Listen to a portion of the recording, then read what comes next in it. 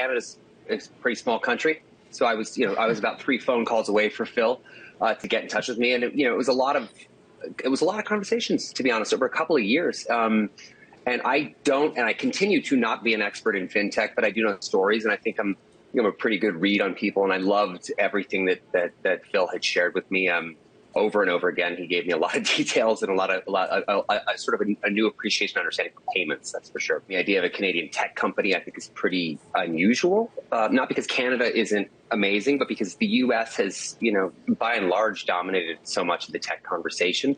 And also, fintech is another zag. Really, I like unusual moves. I think Aviation Mint, Deadpool, Wrexham were all relatively out of the box moves for their time and moment. And fintech is a sector that I don't know. Obviously, I don't know too much about, but I was interested in learning. It's a sector that a lot of people have run away from.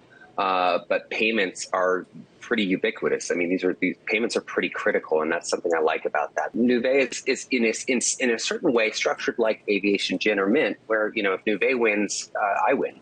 And vice versa, and that is incentive enough. I really genuinely believe in having skin in the game is very important in emotional investment. I've talked about this before, but I'm not a financial investment expert. What I do think that Maximum Effort has a real understanding and handle on is emotional investment, and that's something that is really interesting and not easy to apply to fintech, and certainly not to Nuvei, but it's a challenge that we're super excited about. And Nuvei is already a massive multi-billion-dollar global company.